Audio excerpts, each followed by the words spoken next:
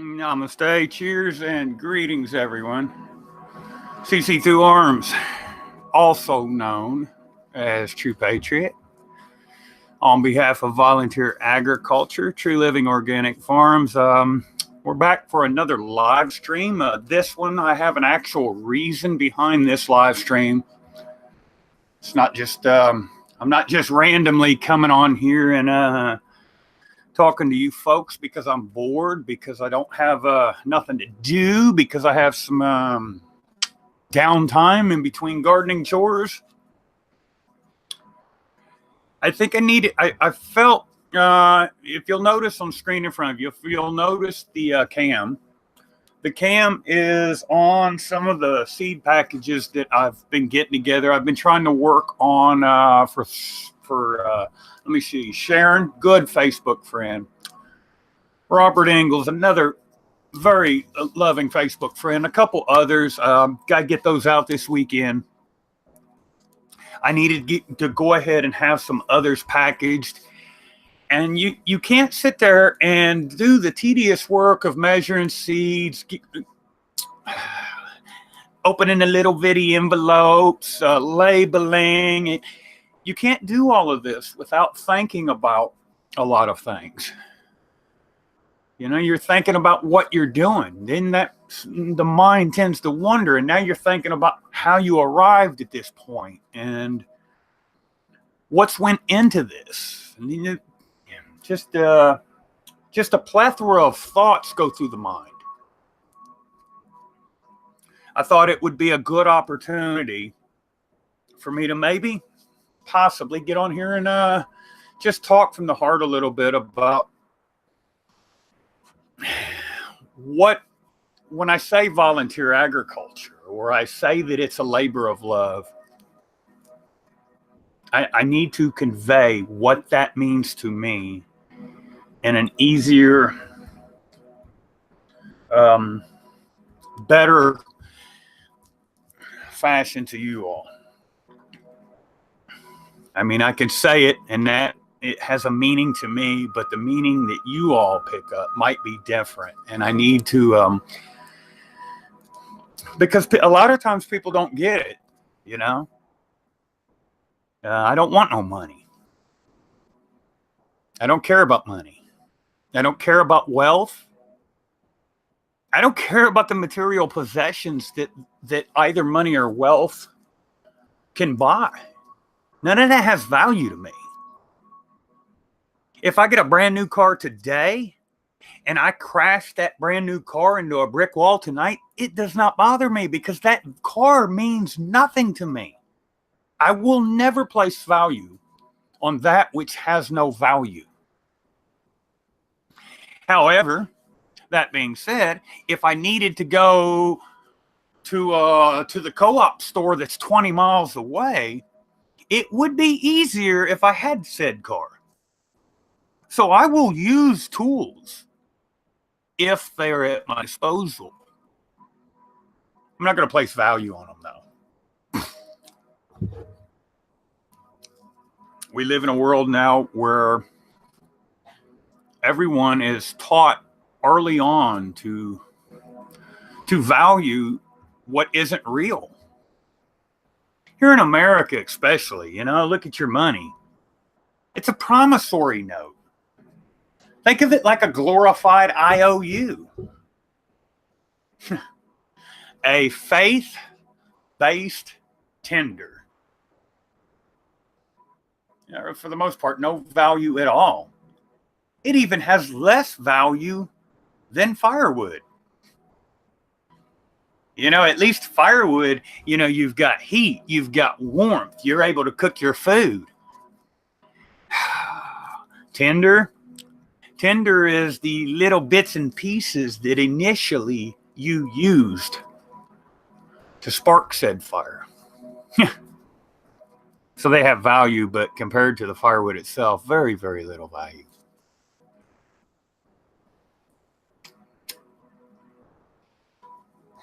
The purpose of agriculture, everybody likes to eat, you know. Some of our best memories are from sitting around at the kitchen table, friends and family and people from church, members of the community, and you have a meal.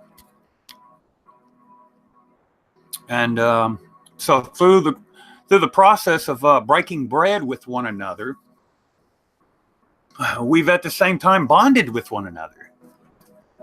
Food is definitely a source of culture. You know, I would venture to guess that even the most racist, hateful, bigoted person on the planet eats food from other ethnic groups than his or her own. Yes, folks, I'm saying that even a KKK member probably has eaten at a Taco Bell.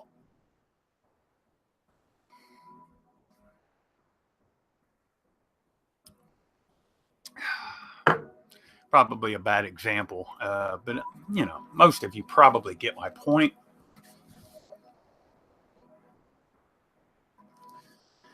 So when I got into agriculture, I first the need was already there. I wanted to be able to have foods that my kind are generally not allowed to have.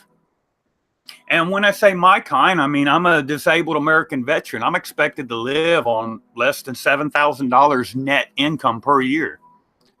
I could tell you that that was impossible, and I could tell you what parts of myself, as well as my so-called quality of life, I have to automatically forfeit just to survive. But that would just make you cry. It's just a bunch of doom and gloom, and that would take us to a bad place. And everybody likes to feel happy. Birds and bees, flowers and trees, and everything has a happy ending. It doesn't, but we live in a fairy tale land, so I'm not even going to talk about that. But I would watch cooking shows. I like cooking shows. And I'd see a lot of the ingredients and the foods that were being consumed. And then it was sad. It was kind of bittersweet. At the same time, I loved watching them, and I loved watching this stuff. It was a whole nother world that I wasn't allowed to have. I wasn't allowed to touch. I'm poor white trash. I'm not allowed to think about what it tastes like to eat fresh, organic fruits and vegetables. That's for the rich folk. That's for the upper middle class folk. That's for the people that have money, the people that have substance. They're allowed to have that kind of life. But my kind, let me see here. Oh, I got $15 in food stamps. You reckon I might be able to buy me some fresh fruits and vegetables when I go to the grocery store this month? No, probably not. I will be able to afford some cheap soft drinks and some sodium-filled bags of tater chips. The system insured it. That's what it was set up to do. Why? Because poor white trashy people aren't needed. Let's just get rid of them quicker. Let's let them have a bunch of foods that their body doesn't need, and then they'll get sick and they'll die off. So initially, I needed to find a way that I could experience those same foods, that I could have a source of those same foods. It all comes back to money. Everything I tried to do.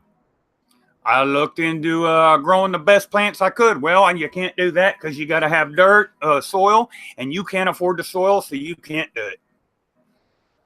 You got to have seeds. You ain't got the money for seeds, you can't do it. Everything I tried, it just didn't work out. Most things still don't. But growing, that's something that worked out. When I was in a position that for whatever reason, maybe I got lucky, I don't know. Maybe I spent my last $2 on a lottery ticket, won $10, and used it to buy a bag of soil. Every time I was presented with an opportunity to grow, something magical happened. Things just, I don't know, they fell into place. People would say, oh, you got a green thumb. No. I have no such green thumb. I just like to grow, and I'm pretty good at it. that was before I knew that that wasn't even it as either. Nature sort of makes a way for things to work out.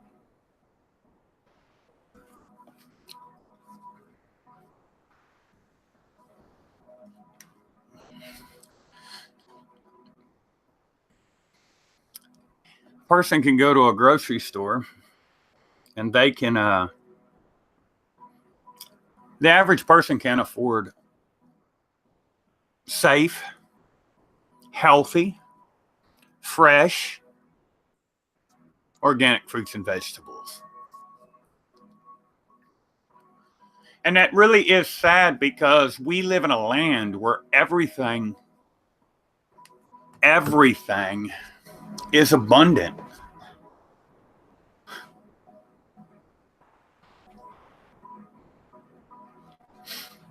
Everything there is no shortage,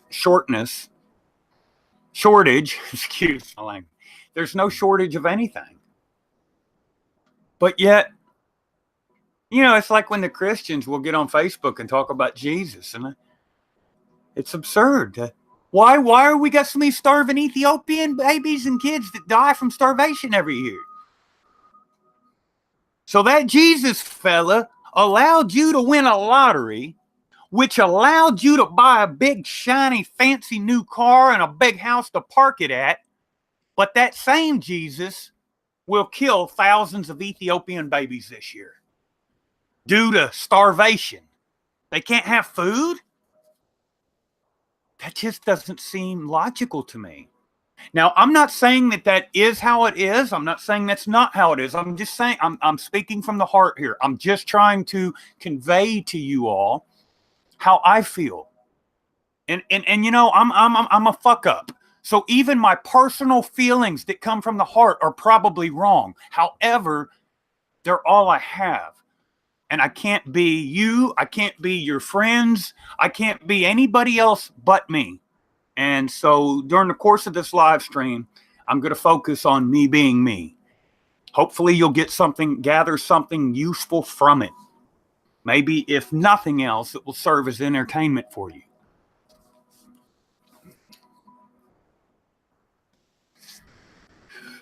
Lettuce. Man, you want to talk about a good, prolific crop? Yeah, when I first started growing lettuce, it was like, well, reseed every 2 weeks. Do this, do that. It seemed daunting. I wanted to go about it a different way. I had extra space and I just filled it up with lettuce plants. Then I had lettuce plants that were left over and I didn't have any space to put them. So I just crammed them in other spaces. You know what the end result was? Oh, I couldn't tell you how many fresh salads we eat. Every day. It's like, you want a salad? Yeah, well, we go put in a salad. Well, we can't do this, and this because did that and that and that. We've got to change it up. We've got to get creative. And that was a lot of the fun, was trying to find a creative way to be innovative with the salad. And why do you want to do that? Well, because when you got so much salad, you don't want to, you want to break up the monotony. You want to try new things. And all I could think was, do you know how many people would probably kill to be in this position? I mean, I've got that much, I'm looking at that much lettuce that there'd be no way, it wouldn't be possible for me to eat it all by myself. It is a nice, comforting feeling. So then I start figuring what it takes to do that. And I figured, well, lettuce, I did pretty good with lettuce. Let's incorporate other things and let's just see how far we can take this. Keep in mind, folks, that I'm one person. I have no staff. I rarely, if ever, have any help, physically, mentally, or financially. One person. But when I put my mind to it, and I saw the amount of food that I was able to produce, just me by myself, that was life-changing. Life-changing. And of course, that leads to other thoughts.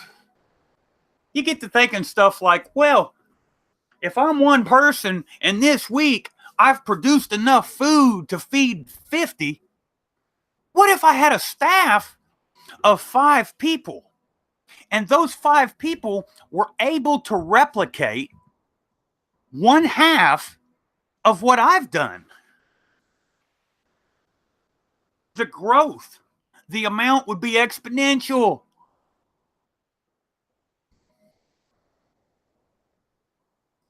But yet, why don't we do things like this? You can't even watch TV for a half hour without seeing some commercial, but throw some money to some charity and blah blah blah, and help feed some starving kids, and then we've got the ASPCA. Just give them $30 a month. They're gonna throw you a T-shirt, and your money's going to a good place. You've got to trust it's going to a good place. Meanwhile, how much did the chief financial officer, the chief executive officer of the American Red Cross take home in form of a salary last year? How much money? Goodwill Industries, there's you another one. Their board of directors took home what per year net income last year? Now, I don't know those figures. Somebody can do the research. Let me tell you my figures. Last year, in the year 2017, Volunteer Agriculture, also known as True Patriot, netted $7,403. In terms of dollars, that's what I made. Pathetic, right? Yeah. I tell you what, eat good. And as long as you got a full belly and you've got a little bit of food put back, them pathetic numbers don't bother, don't hurt, don't affect you near as much. Most of the system, probably, legitimately speaking, probably all of it, but for the sake of argument, we're just going to say most. Most of the system is a complete scam. And so much of the good food is kept off limits to a majority of the populace.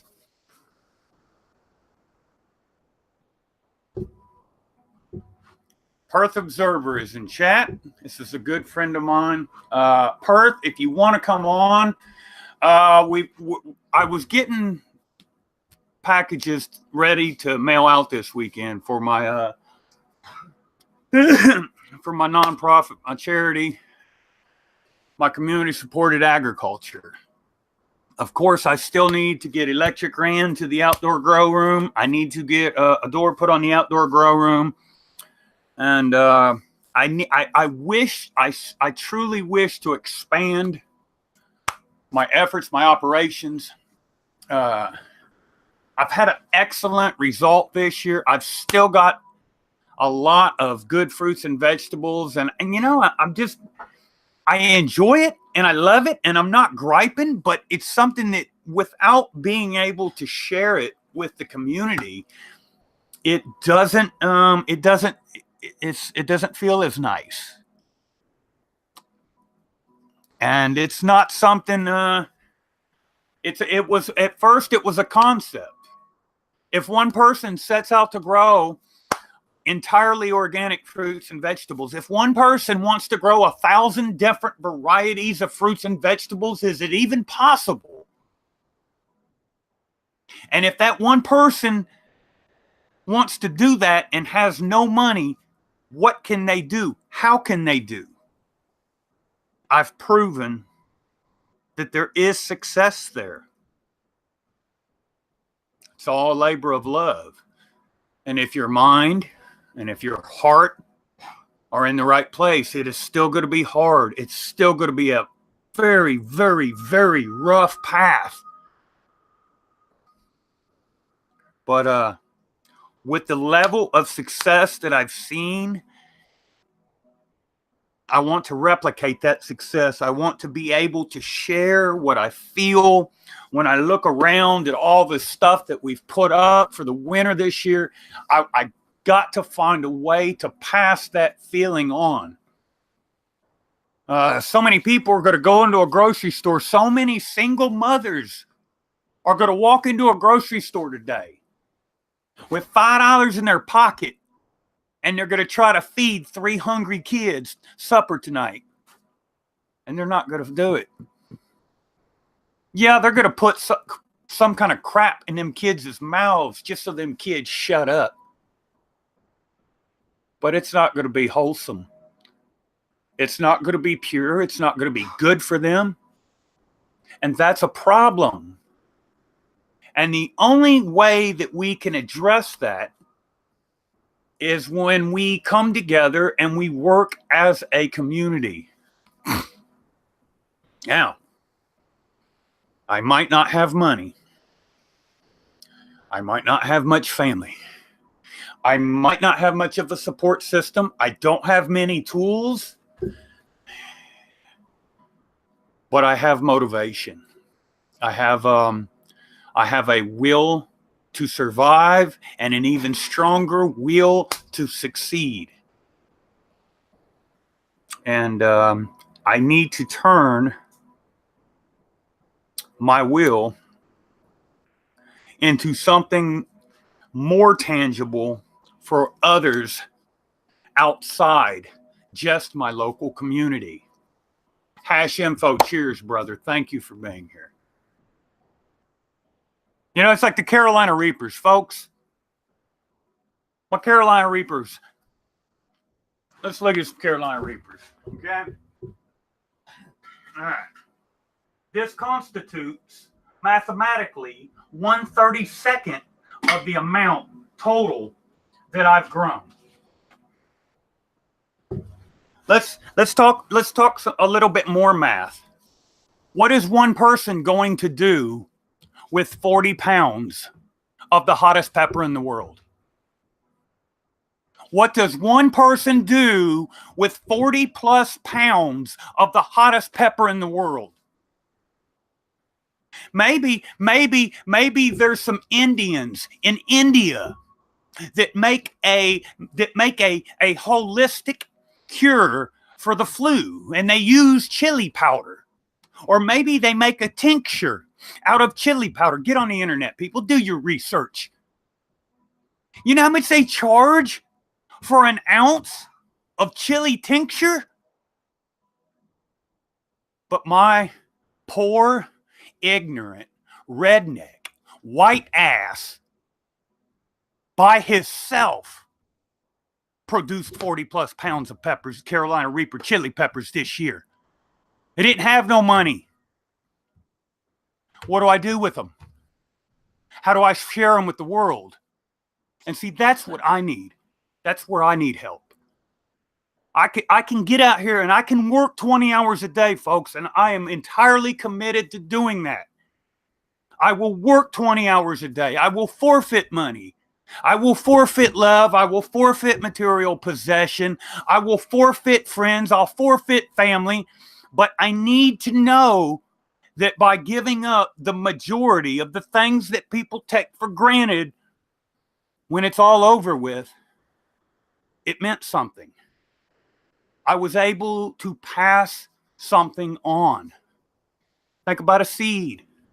I'm just a seed, folks. That's all it is. What's a seed's purpose? to grow a plant. Well, why does the plant grow? To produce a seed. And what is the seed? It's the passing on to future generations. Everything. Everything. That's all the seed's purpose is. It's the opportunity to pass on to the future history. It's a living account of everything with one purpose: pass on, so on and so forth. And that's all all it's about. And you come up with a lot of hurdles when you set out to do that. Lots of hurdles. Like, so for instance, I didn't have enough rain this year.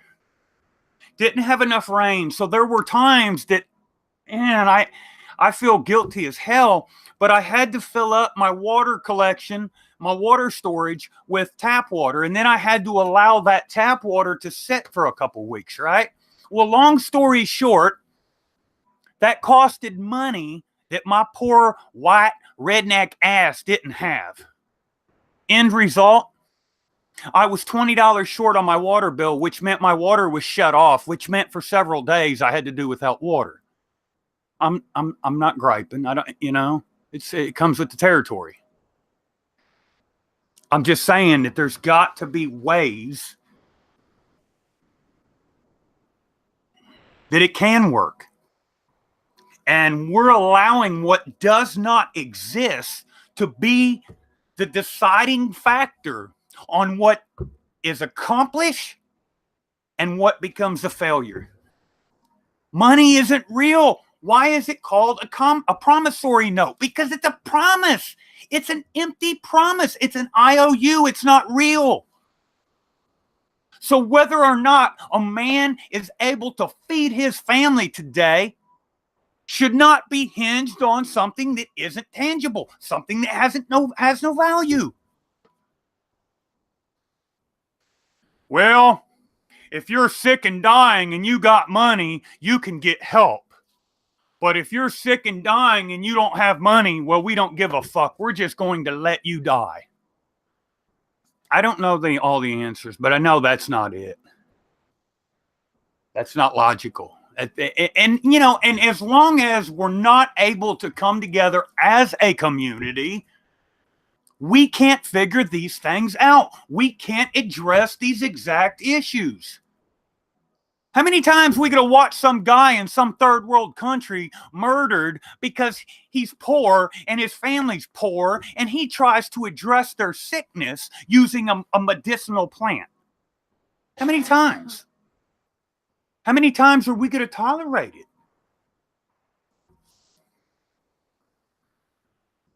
You go into your grocery store and you're buying the shit that the system has taught you to buy is not the answer. I don't have the answer. I'll be the first to admit I have learned enough to know that I don't know shit. But I want to find that answer. And I think together we can do it. And that is why I started Volunteer Agriculture. Because it is just that. It's all voluntary. It is all a labor of love. Genetics. I got into cannabis growing. Them are expensive. Seeds. You might spend as much as $30 per seed. Do you really think my poor white ass could afford $30 a seed? I can't even afford water. Would I be able to afford them seeds? No. How do you think I got them then? Volunteer agriculture. It's all been a labor of love. I'm not advocating that anybody believe the way I do, that anybody see the way I do. You've got your own path to walk. Hopefully, you'll do it to the best of your ability. But I can only tell you that in my path, the love and the support that I have been shown is the only thing that has allowed it to continue. You know, it's like, you remember a couple years ago, folks, when Mom was dying with cancer. My own family let me sit there and starve. They wouldn't even take me to give me a ride to a grocery store. I had mowed the yard for one of my neighbors. We had went out mowing the yard. I had $50 in my pocket. I couldn't even get them to return my ID card. I couldn't get them to take me to a grocery store. I couldn't get them to bring me no food. It sucked. No. But you know who was there for me? My friends and family within the growing community. They were there for me. And they rallied to my and supported me every step of the way, and they got me through a hard time. And agriculture did that. My love for plants and what I have tried to do through agriculture accomplished that for me. So I am advocating for community-supported agriculture because it does offer solutions. It does offer answers. It does offer, if nothing else, unification. And you see, I might not be able to figure something out. You might not be able to figure something out. And somebody else might not be able to figure something out. But when the three of us are able to come together for a common goal, and we work towards the greater good, if nothing else, even if we don't find a solution, we are that much closer to arriving at a solution. So efforts like mine have got to be promoted. They have got to be supported. We have got to find ways to help one another. And you all, I just put a link in chat. Anybody that wants to come on to a panel, we can change the subject if we got to, as long as we keep it on plants, animals, love, and helping one another. I'm all for whatever topics anybody wants to talk about. Let me acknowledge chat. I know Hash Info, brother, you should come on. You're welcome to. Perth Observer, thank you for being here as always. You're welcome to as well. And anybody else. I mean, you know, I needed to take a break. You see, I've still got to get these seeds. I've still got to get this stuff packaged. It's hot outside. I do need to get out in the yard and do some work, but I wanted it to cool off. It afforded me some extra time. And I thought, you know, let me just get live for a minute. Let's talk from the heart. Because oftentimes, you know, people see stuff like what I'm trying to do, and they see it in the wrong light, from the wrong perspective. And they'll never get it that way. They'll never get it. I want to expand what I'm doing. And I'm at the point that I can only continue maintaining what I'm doing. So I need help. Physically, mentally, spiritually, emotionally, financially, whatever.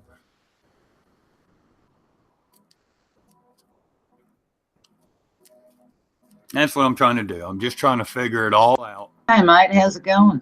It's going pretty good. Going pretty good. I had to finally break down and deal with the Carolina Reaper peppers last night. Yeah, that was a rough one. I had to go ahead, and I had a bunch dried, but I hadn't went through. At first, I was just going to send people peppers. And I was just going to send people peppers, but then I thought, you know, I don't want to do that. I want to send them peppers, but then let's say they want to grow some. I want to send some people some seeds as well. So I need to get into these peppers, and I need to extract the seeds from them, which sounds easy, right? I mean, they're already dry.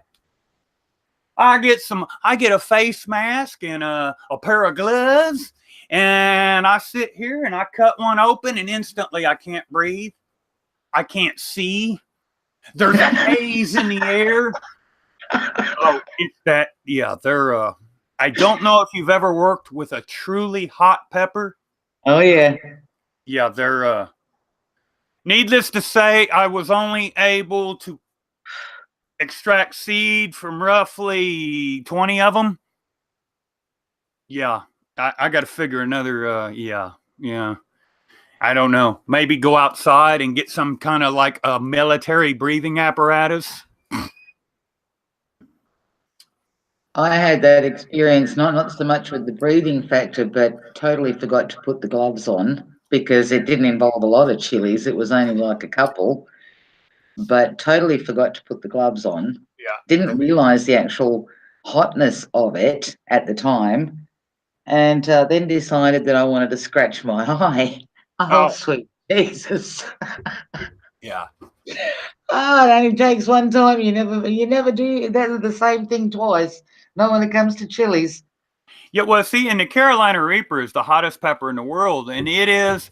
They consider it a chili pepper, but it's basic. What is it? A green Thai chili that has been bred with a habanero, and it's a force to be reckoned with. But it sucked because I've been busy, so I hadn't addressed it, but I needed to address it because what I'm doing is anybody that has donated to my charity, my community outreach project, I've made these seed packages. I'm giving them these seed packages as a way of saying thank you, and I needed to get some of the Carolina Reaper seeds, and so I had to do it, and yeah, it was rough. And then it got worse. I had a fresh one sitting here, and I cut the smallest piece imaginable off of it because anyway, it made me. I was watching videos about this challenge on the internet, people eating them. I cut the tiniest piece off of one so I could eat it. That's probably one of the worst mistakes I've made in my lifetime. Oh, yeah. I tried everything. I drank a quart of milk, and it didn't help. It didn't do nothing. If you cut the very, very tip of it off and just sit it on your tongue for not even a friggin' split second, right? That's enough to literally kill your mouth. Oh, it did.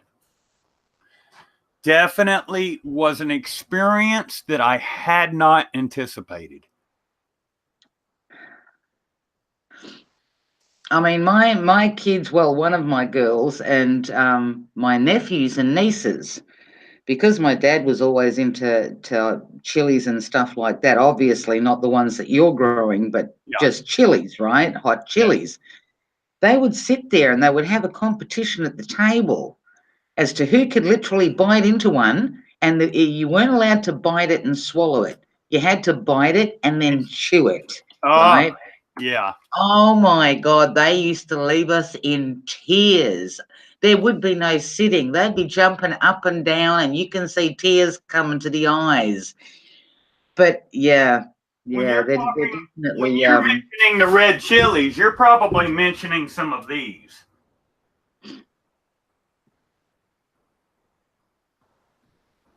Yes, similar to those, yes. And the little one. Traditional cayenne chili pepper. Yeah, you know the little ones, they kind of sort of look like a teardrop, but they're only little and they're green. Yeah.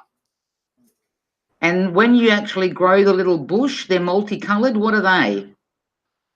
I don't know. Multicolored. I don't know. They're probably a type of a chili. There are a lot. A lot of different varieties of chili peppers. I've only worked with a green Thai chili, the traditional cayenne chili, and then of course now these Carolina Reapers. And I think, if I'm not mistaken, that Carolina Reaper is still the hottest pepper in the world right now. Unless I may be mistaken, but I'm pretty certain that it's still the hottest in the world right now.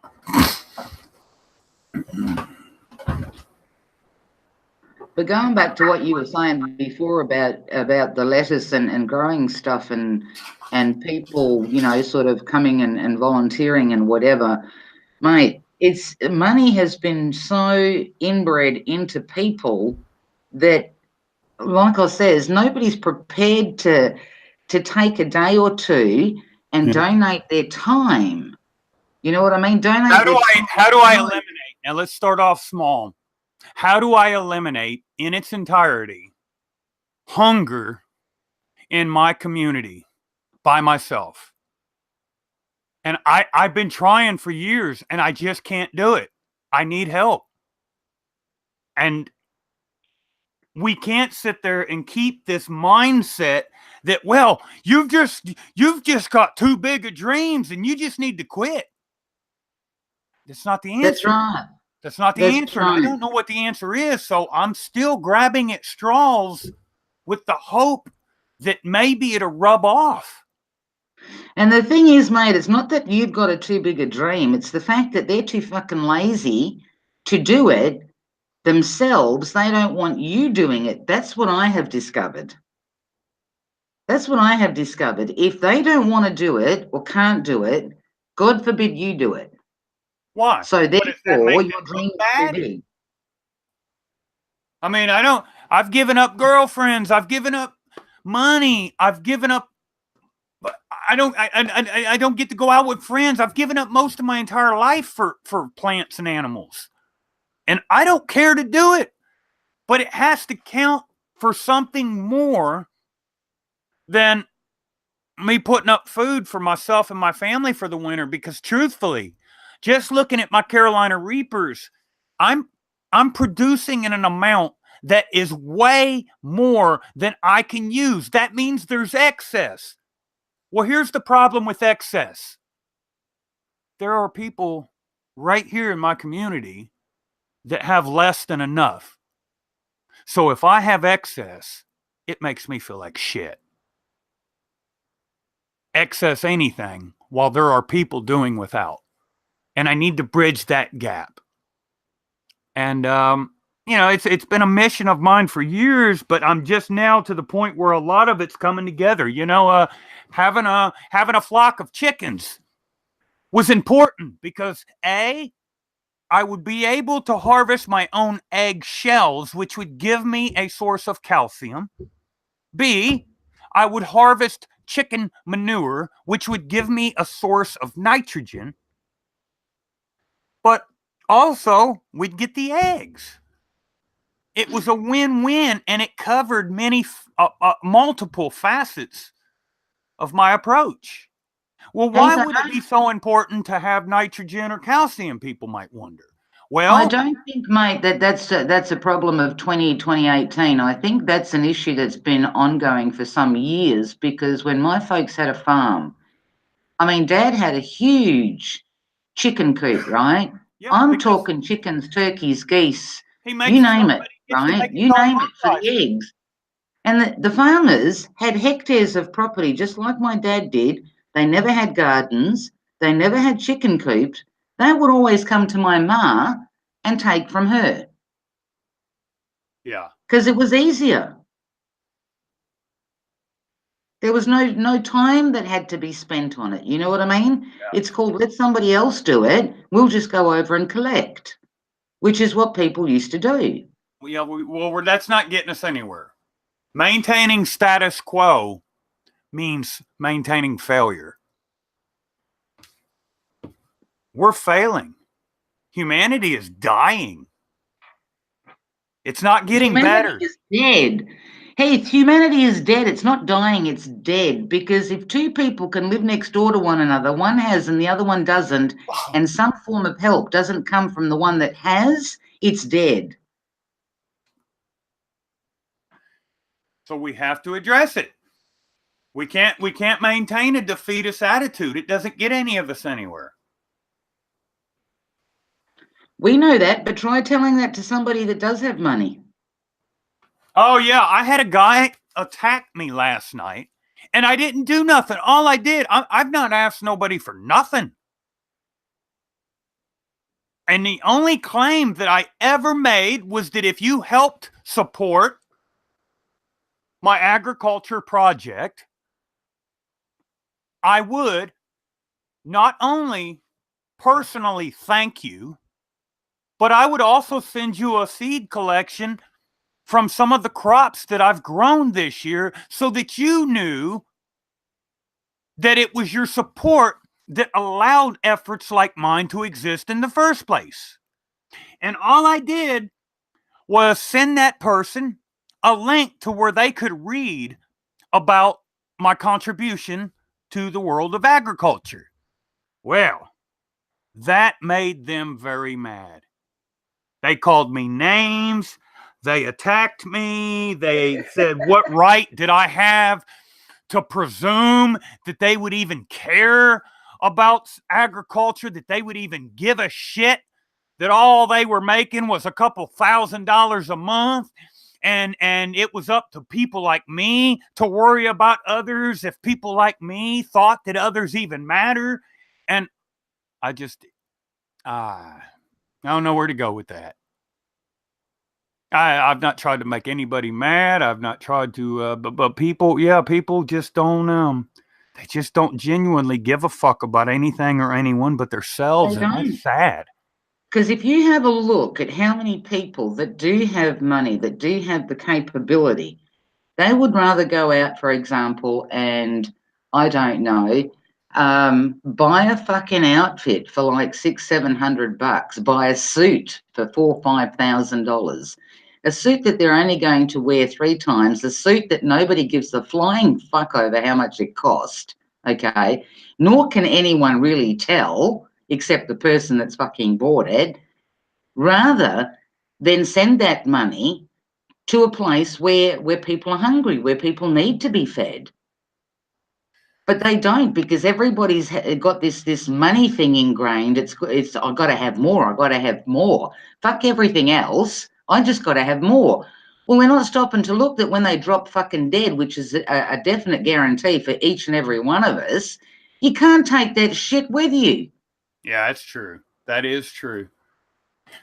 And you know, my biggest concern is that without passing on to future generations some of what has went into me becoming the person that I am, there's a lot of things that may get lost when I'm no longer here. No, I'm not saying that I'm going anywhere. I'm not saying that I'm dying. I'm not saying that I'm some guru. I'm just saying that I feel like I have some aspects of some things figured out, maybe just a little bit more than others. And I want to be able to pass on the experience that went into getting me where I'm at spiritually. And that if I'm not able to pass that on, then I'll take it with me, and it won't be of no benefit to others. And it's just like the preserving the food. You know, canning is almost like it's a dying art. Few people even comprehend what it takes to preserve food. They don't care. Yeah, and unfortunately, like, you know, people sort of teaching people to grow and stuff. I think it has to start at home. Majority of stuff has to start from the parents. I know that with my folks, my ma had 2 big, like, gardens or whatever. There wasn't a veggie that wasn't in it, okay? Whether being on the farm, whether being in suburbia, she always had a garden. Which is what got me into just plants and stuff. Not full on, which is what I would have liked to have done, but you know, it got me into plants, and I inherited their green thumb. My daughter, the youngest one, she was growing her own veggies in suburbia. Oh, You know what I mean? So it starts, I think, if you're going to look anywhere, it starts more from the home, and then you kind of pull in the odd one or two people. Do you know what I mean? And if it catches on to them, they may take that idea home. It's basically having to go back to square one, because people will not do it because they want the quick and easy. They want to drive down to a supermarket, walk in, grab that fucking head of lettuce, and walk the fuck out. Yeah. They don't want to know about fertilizing it, watering it, waiting for it to sprout, waiting it for it to grow till it gets to the point where you can put it on the table. They don't want that. It's everything has been sold out. Humanity sold out for quick and easy. Yeah, and that's sad. That puts humanity in a precarious position.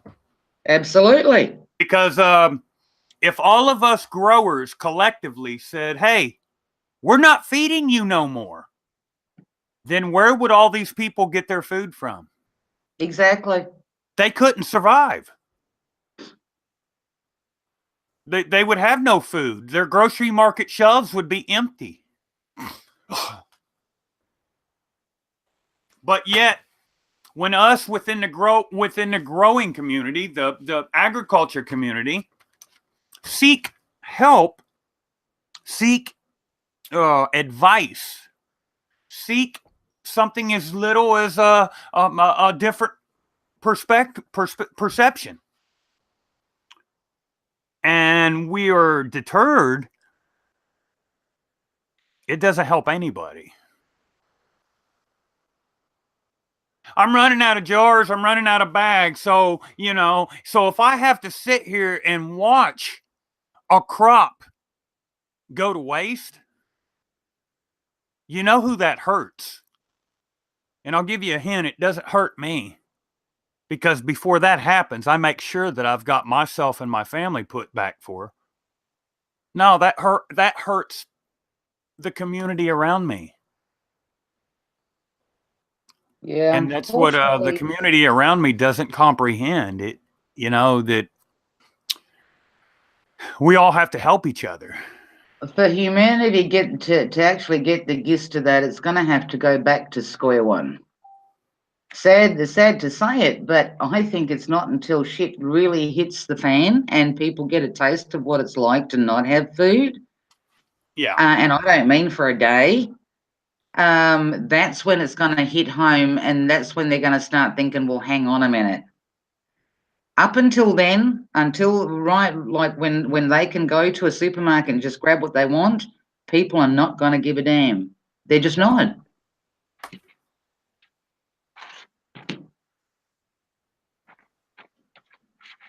And it doesn't just apply to food. It applies to majority of stuff. It's all the quick and easy. You know what I mean? Yes. It's got to be quick and easy. If it's not quick and easy, we don't want it.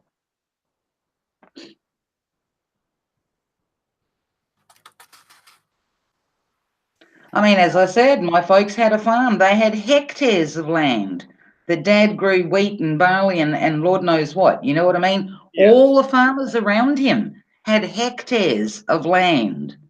Do you know what I mean? Yeah. Shitloads of land. Yeah. And yet the farmers would come to my ma and take veggies from her and take eggs from her. And do you know what I mean? Like, you'd kind of think, well, because it's easy.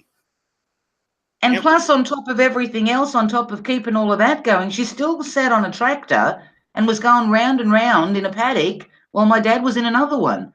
But that was just more the European mentality, because majority of Europeans and Asian people, you will see, they're the ones that are in these gardens. They're the ones that have got these big ass veggie farms and whatever. Do you know what I mean? Yes. That's what they've been brought up to do. Natural farming methods are that is what ensure the success of my. I got a feedback thing going on. Is it took care of now, or is it still got feedback?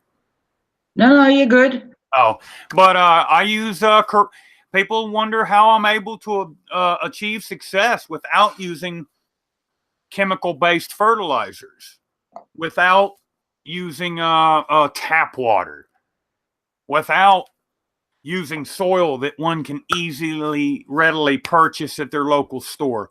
And I tell everybody, first, I'm an organic farmer, and what ensures the success of the organic farming is that I use Korean natural farming methods, which means a KNF is the would be the acronym if someone wanted to do research.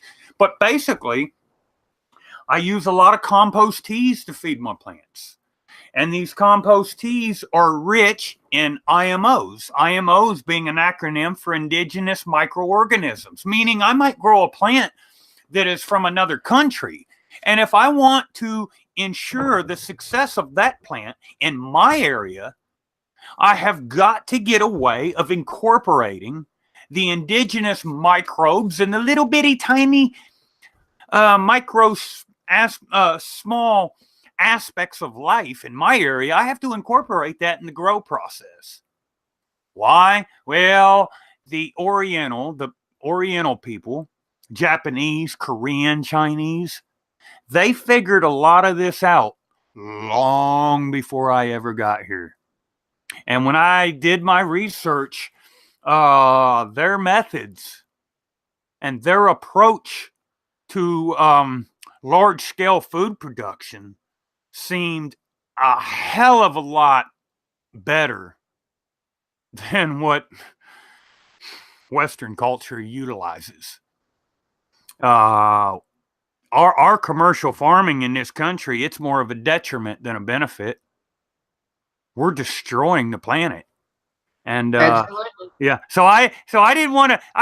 I'm like, it's no good. It does me no good to grow a bunch of food and feed people if my method is killing other people.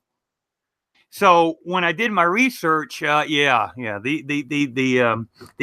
the Eastern cultures, they've got it figured out a lot better than we do here in Western culture. Western society is, man, we literally don't know our ass from a hole in the ground. I mean, we're fucked up. Excuse the language, but I don't know another way to describe it. There is no other way. I mean, we'll go and we will plant a plant, right? That requires bees to pollinate it. Otherwise, the plant doesn't live.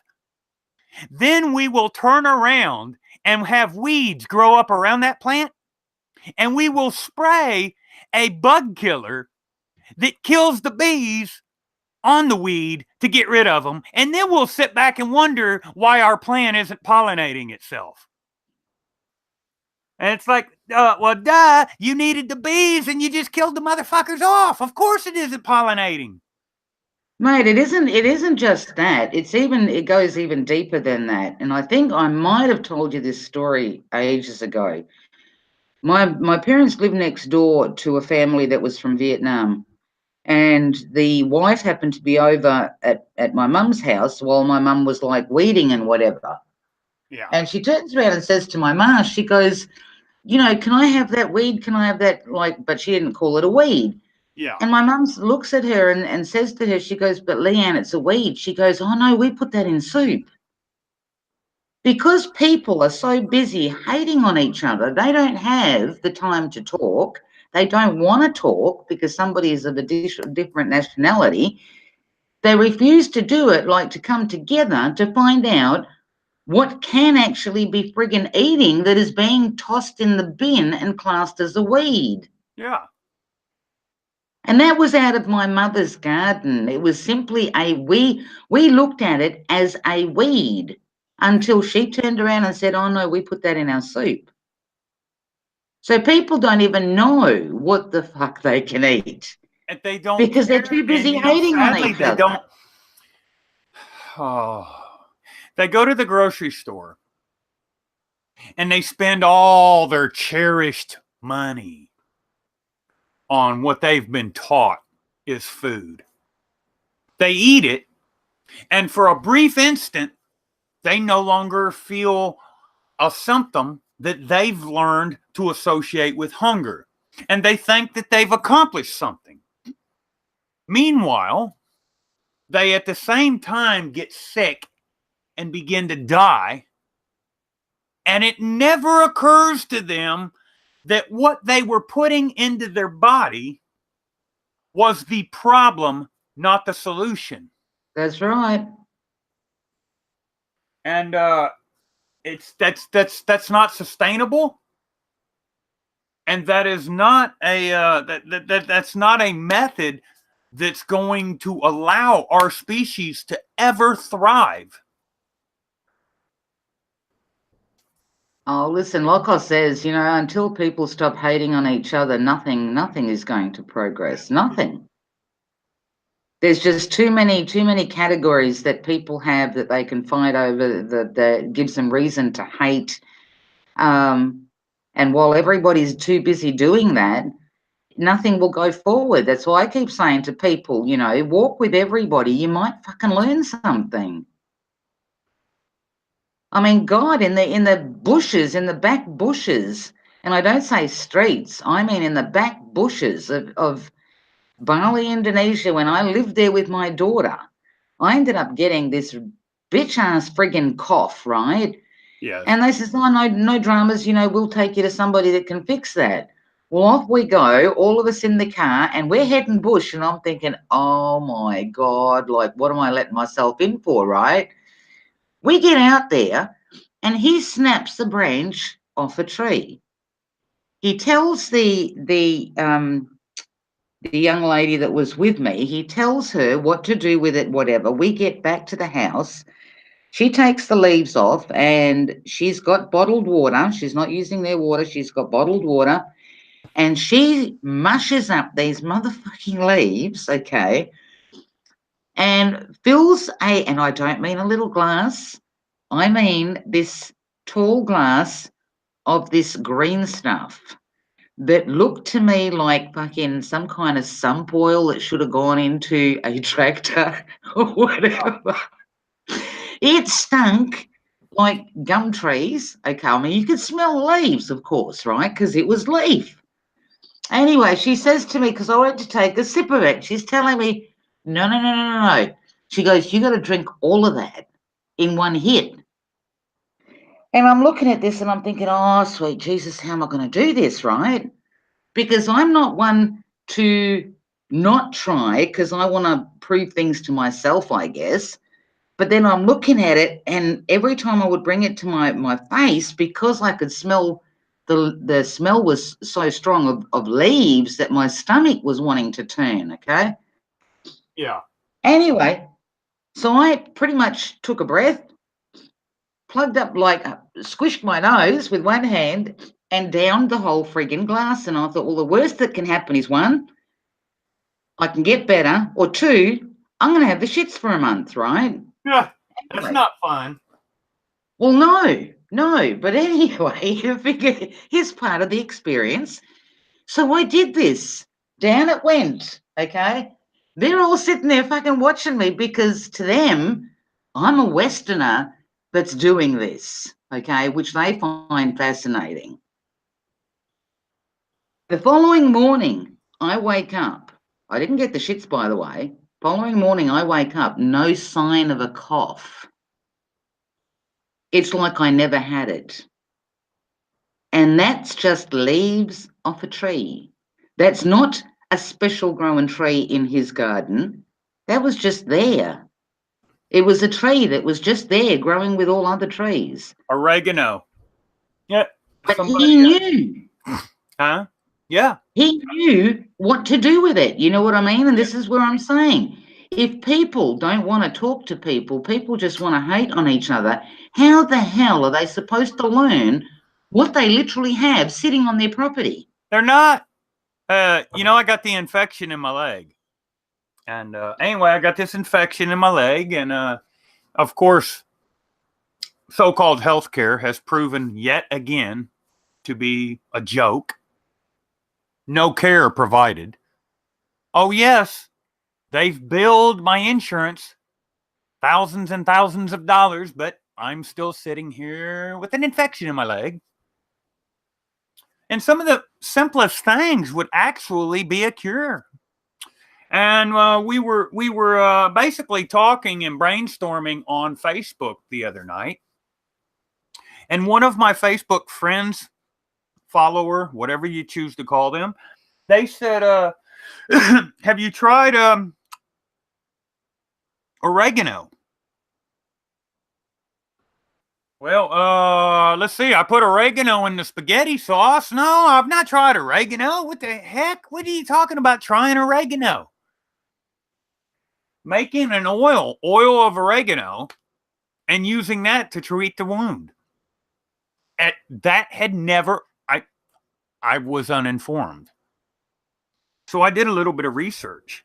There is something to that. But that's just one approach. There's you know, but it's the same thing without us first sitting together and talking. We're not going to be able to share back and forth. Exactly. And that's the whole purpose why hate is such a big thing. They've got to keep the division going because people don't learn. They don't want people don't. They stay ignorant. People stay oblivious that way. It's real easy to control the population when you can first keep the population segregated by That's whatever right. means you choose to do so. Hegelian dialectic. I always tell people to do that research. But you know, that I digress. The point is that they keep us apart. Yep. And by us remaining apart, we don't learn nothing. We don't grow. And when we can't find that common ground, the things that afflict us, we're not able to solve. I mean, just another thing, for example, like I know somebody that was over in Bali and they ended up with a urine infection. Okay, now normally in the West, you would run to the doctors and they would prescribe medication and you would go home and you would take that. Over there, you can go to certain women that literally do those kinds of things, right? They mix up their own little concoctions. Yeah. You can go and she mixes it up in the glass right there in front of you. You drink it and it's done. Wow. Do you know what I mean? These are everyday common problems that people are having, and they don't know what the hell is around them and the simple things that they can do to actually sort themselves out. I mean, just eggs, for example, and this is a proven fact. Proven fact, we proved it ourselves. My ma used to tell us stories that back in her day, if you got a mega bad burn, okay, Put egg on it. Egg white? You get egg white. Yeah.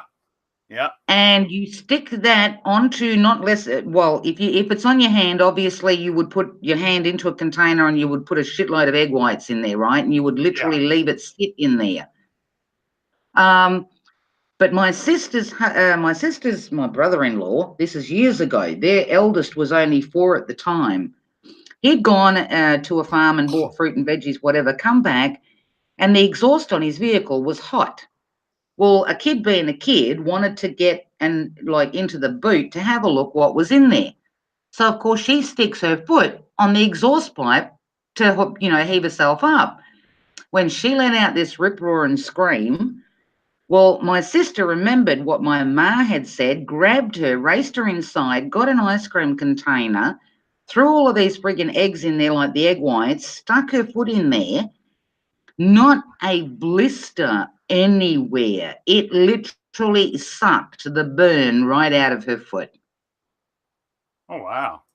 And that's just eggs out of the fridge. Now, I don't know today, 2018, as to how good that would work because of all the shit that's being fed to most chickens or chooks, whatever you want to call them.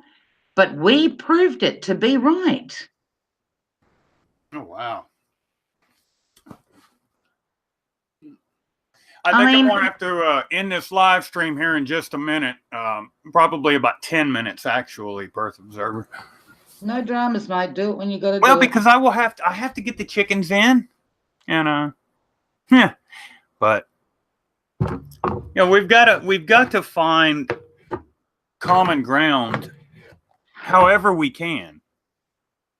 Mate, people just have to get over their fucking egos. They have to get over the fact that their shit smells better than everybody else's. I mean, I don't have money, I don't have material possession, but I do have some insight, and I'm grabbing at straws. I fail more than I succeed, but I'm making the effort,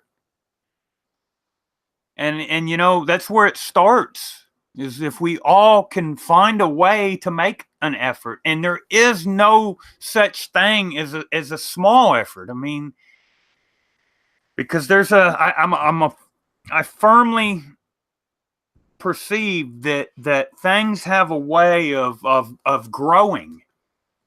And if you put a little bug in somebody's ear, if you say you wake up this morning and you see somebody noticeably in a bad mood and you say something nice to them and then just walk away, it does have an effect. There's no vain effort. And if we all make whatever effort we can make, we can, the changes can occur. It's not hopeless. It seems hopeless, and we fall victim to despair. But it's not something that has to be that way. Yeah, unfortunately, it's getting people to that point where you need to. I mean, it's sad that you have to convince somebody to put in a little effort. Yeah, well, because they've been taught to be self-serving. And the people with money, do you know why they have money? They have money because they're greedy. If they were not greedy, they wouldn't have that money. So to try to talk a greedy person out of something, yeah, that's next to impossible. Before you go, just let me. I'm gonna read you something, okay? Okay. I'm not going to tell you who it's from, but I'm going to read something because when you come on, I do try and promote you, okay? Okay. And unfortunately, there's people and there's people. Yeah. And this one person writes that you're full of shit about farmers over and over. Farmers aren't stupid. All the crap about Monsanto beans. It's total horseshit. You're a radical. You need to get a job if anybody could put up with you. You or me? You. Oh, God. He wouldn't dare say that about me because I'd let fucking rip, which is what I'm about. How are we defining job? Because I've worked, I was up until 4 a.m. Eastern Standard Time. No, don't even justify. Don't even explain yourself. I just, people make comments like get a job. Well, how are we defining job? Don't explain yourself. When I'm up to my shoulders, when I'm up to my shoulders in chicken shit, and I'm mixing in perlite, which will ultimately form a soil or a base to form a soil off of, does that not constitute a job?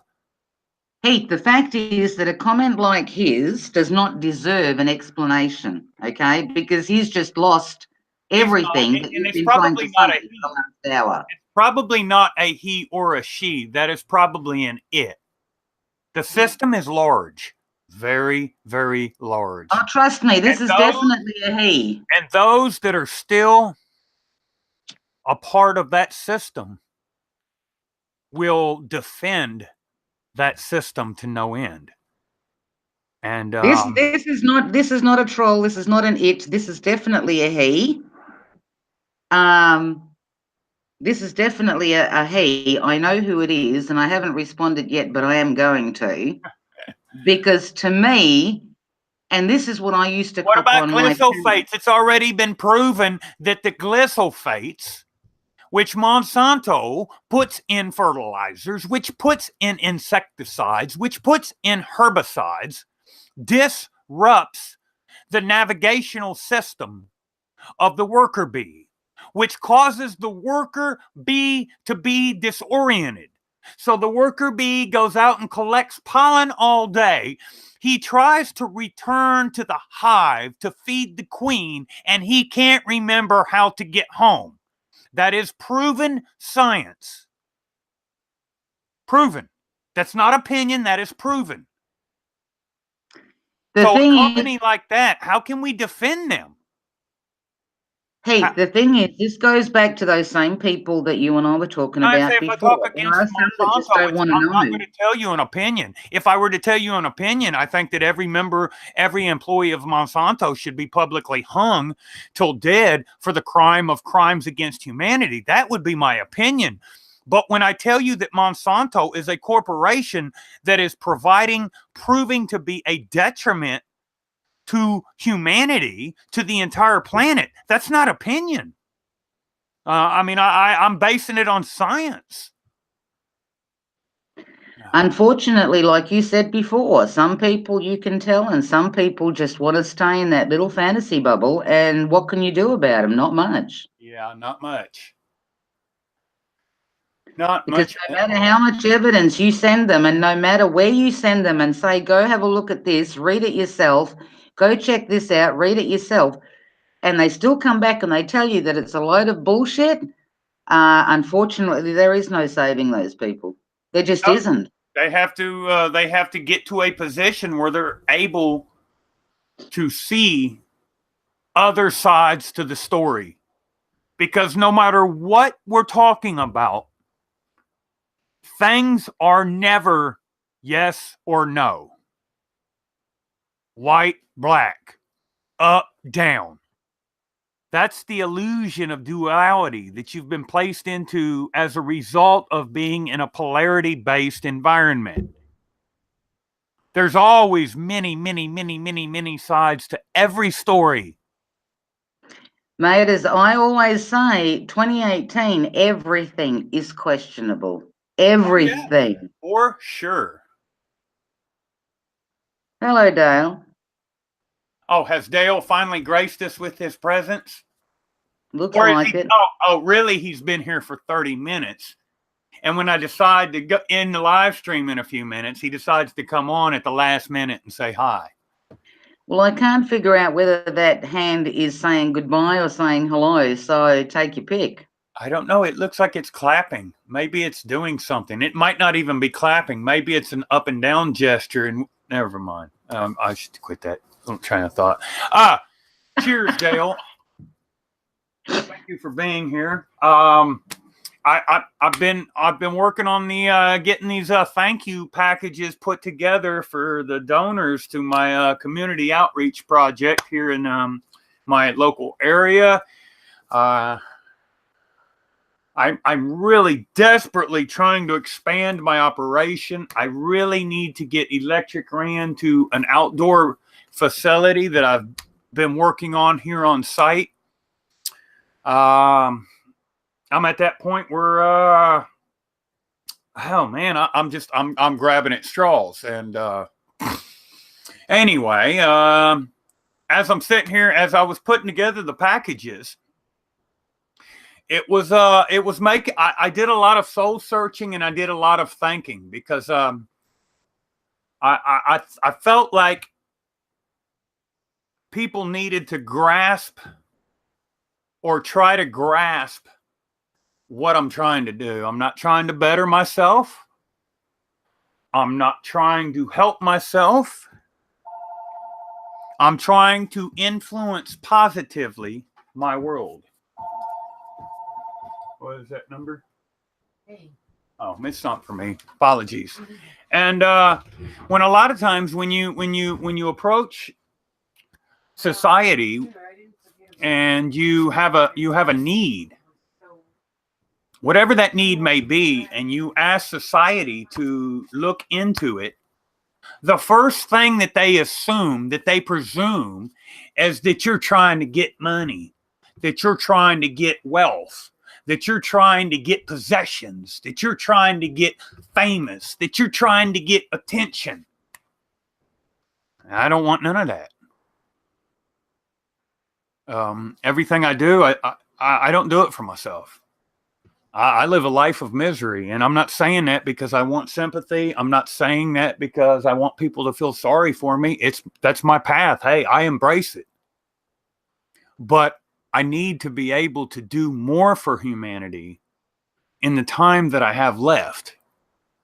And I don't see I do have ideas. I do have perceptions on how I could, in fact, expand my current operation, but I don't know how to achieve them. I'm at the point where on my own, I'm doing as much as I can do, and I don't feel that as much as I can do is enough.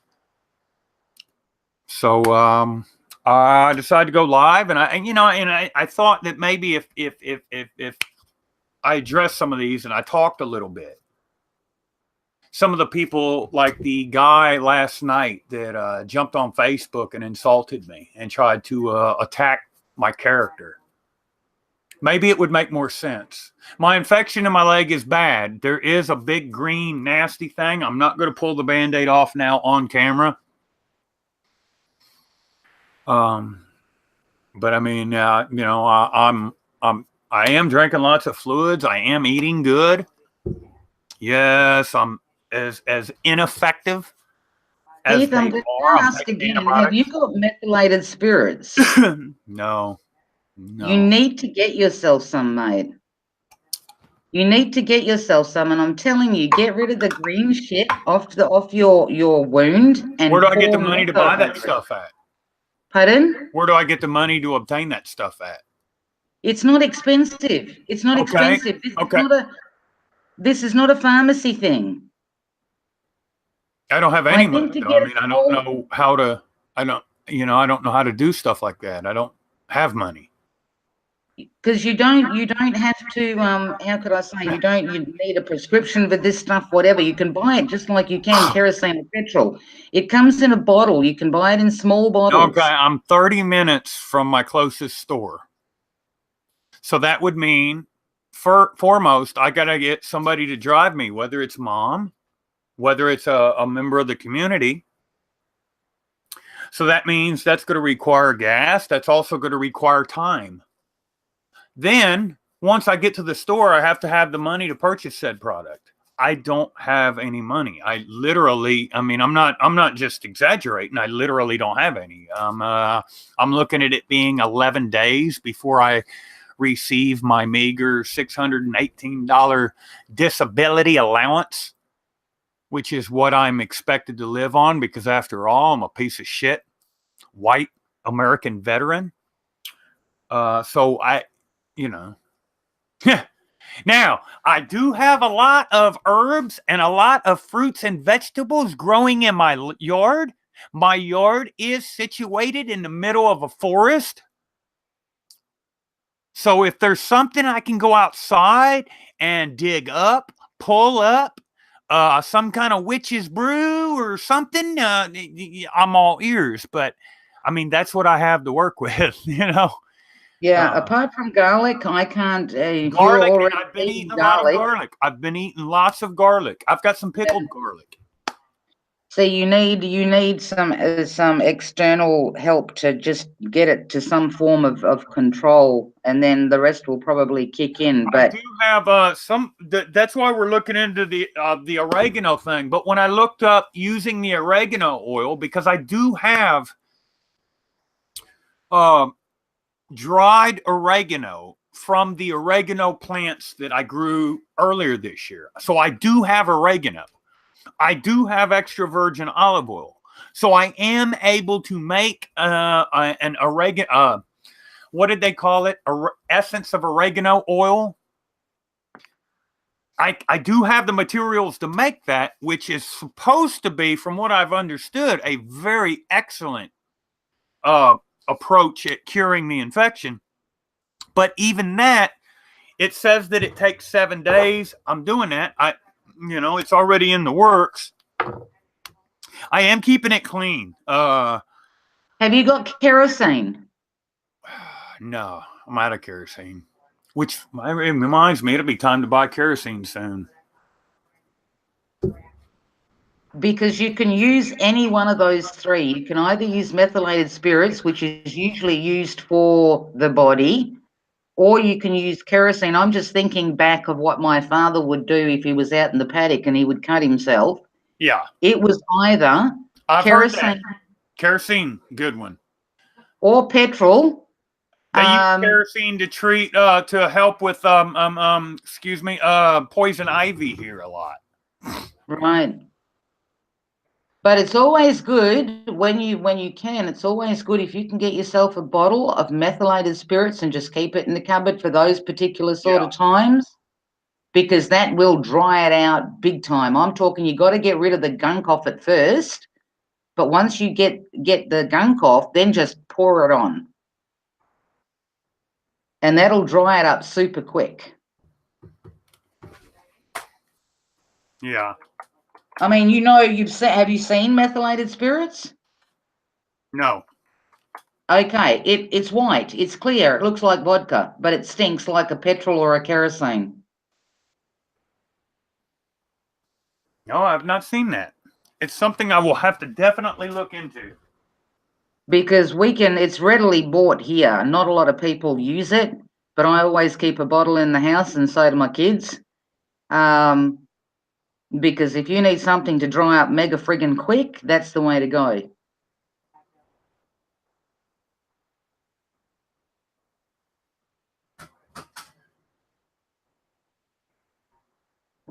Yes, it's definitely it's more of a nuisance than anything. I mean, the hole isn't as deep as it was, let's say 5 days ago. So I mean, that's I guess that could be considered a plus. I mean, if you really want to get down to the nitty gritty, you can always stick some leeches on it. I tried to take a Q-tip and dig the.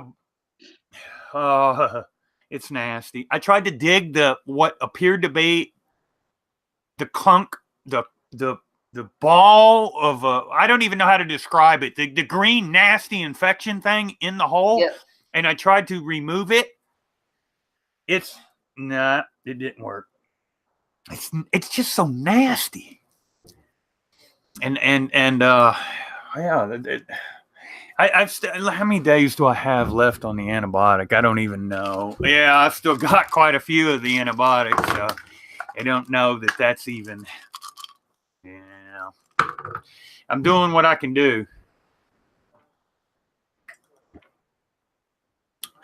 Limping around when I'm out there working in the yard.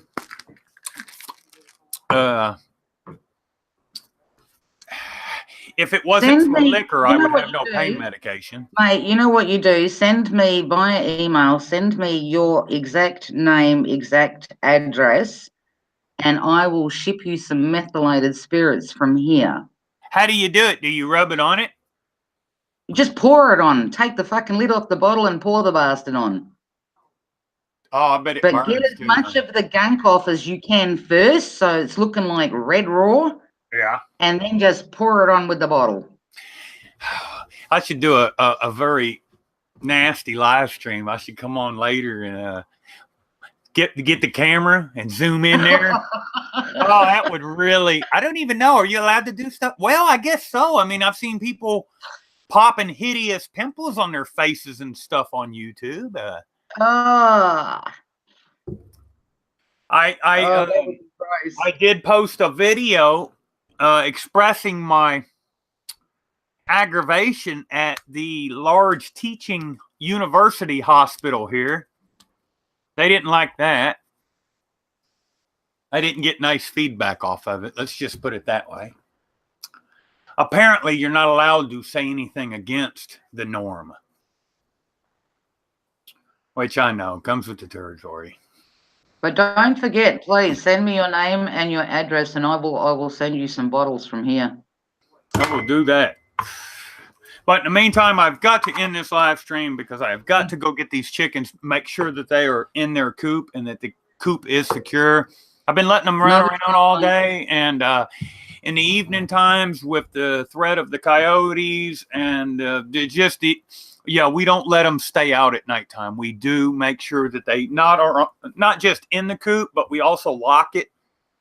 And I've got to get them secure. It's starting to, well, it's not going to be dark for a little bit yet, but you know, they chickens are pretty much blind at night. They can't really see, so they start trying to navigate their way back towards wherever they're going to roost just as it's approaching dark. Yeah. So I do need to get off here. No dramas. Go, mate. Go. Appreciation for Dale, Hash Info, Perth, and just the community in general. Thank you for being here. Much love, as always. And if there's anything that I can do, say, or be to in any way, shape, or form help anybody at any time, you all, I'm easy to contact. I can be found anywhere on social media. And until next time, love each other and try to be productive, folks. Later on, everybody. Thank you for being here. Thank you, mate. Later.